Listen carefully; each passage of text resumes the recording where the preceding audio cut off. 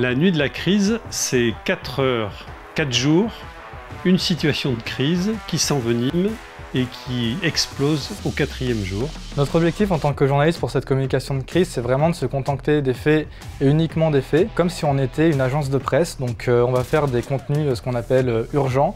C'est l'information qui arrive en temps et en heure, et c'est nous qui la rédigeons afin d'informer en fait les autres médias. On est sur une crise au bassin des couleurs, un musée en fait, et il y a une grosse problématique autour de Frida Kahlo avec des œuvres et puis des éléments qui se rajoutent petit à petit. Et nous, on doit faire un condensé chronologique de tous ces événements. Notre objectif, c'est d'informer, c'est de fact-checker, parce qu'on a eu beaucoup d'informations et il faut vérifier si c'est des vraies informations ou des fake news.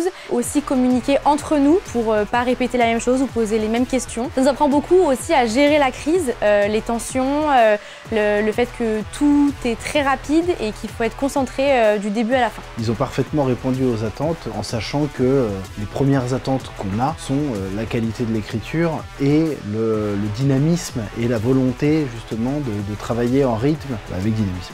La répartition des tâches, en fait, elle s'est faite en différents groupes. On a tous une thématique de base dans un canal général, en fait. Et à partir de là, il y a différents groupes de journalistes et de communicants qui sont établis.